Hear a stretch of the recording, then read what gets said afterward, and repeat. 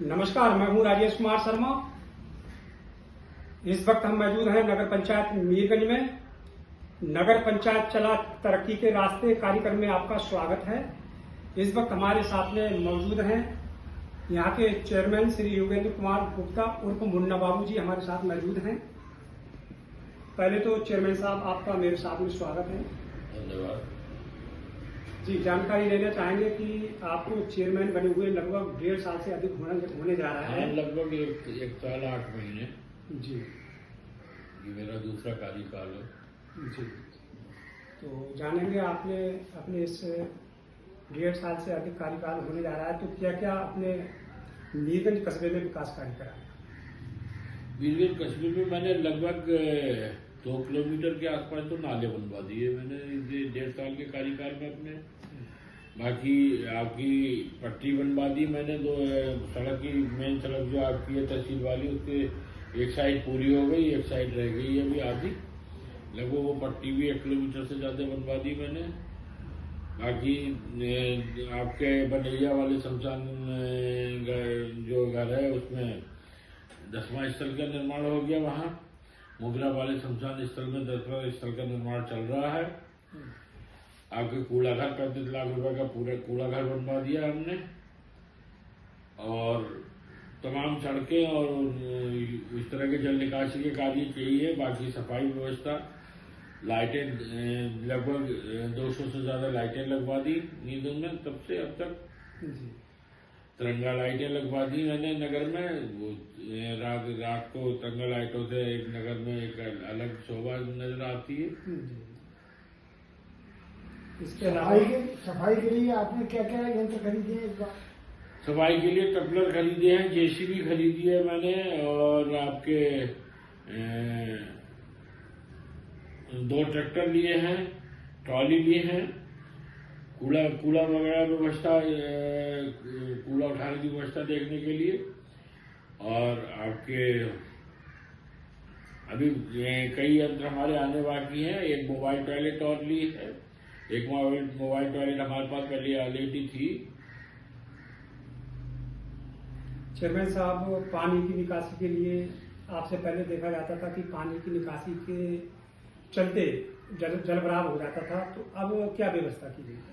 अब लगभग आप ये मान के चलिए कि आपके नगर में 75% स्थानों पे जल निकासी की व्यवस्था पूर्ण हो गई है। छटपट कोई किसी जगह रह गई, वो भी इस वित्तीय वर्ष में जो है उसका भी निस्तारण कर दिया जाएगा। फिर मीरगंज में जल भराव कहीं पे नहीं होगा। जल निकासी की व्यवस्था मीरगंज में अब अच्छी व्यवस्था हो चुकी है। विकास को लेकर विकास व्यवस्था भी आप देखिए नगर में, अगर आप शाम को घूमते हैं तो आपको मेरे कहने से तो कुछ नहीं होगा, आपको नजर आएगा कि मीरगंज विकास व्यवस्था जो है वो बढ़िया सुचारू रूप से चल रही है। सभी प्रमुख मार्गों पे जो है आपके लाइटें लगी हुई हैं, तिरंगा लाइटें लगी हुई हैं, और गलियों में भी अंदर लाइटें हैं। बाकी जहाँ भी कोई रिक्वायरमेंट जरूरत होती है हमेशा लाइट स्टॉक में रहती है, वो तुरंत लगवाई जाती है। जी, चेयरमैन साहब, आवासों को लेकर क्या कहना है? आपके कार्यकाल में अभी तक आवास अब नहीं, गवर्नमेंट ने आवासों के बारे में नई नीति बना के भेजी हुई है। उसमें जो भी नए नाम जो फॉर्म ऑनलाइन फॉर्म भरे जा रहे हैं उसमें सेलेक्ट करके वो भेज रहे हैं, उनकी जांचें हो रही हैं। और जांच में उसमें कमेटी में एसडीएम को रखा गया है और तहसीलदार को रखा गया है, यो टॉरेरिया रखा गया है, डूडा का एक अधिकारी रखा है, लेखपाल रखा है। ये 5 लोग मिलकर जांच करेंगे। जांच करने के बाद ये नामों का चयन होगा। मैं समझता हूँ कि वो उचित नामों का ही चयन होगा। तो चेयरमैन साहब, सबसे मेन फोकस क्या है? फोकस नगर का सौंदर्यीकरण और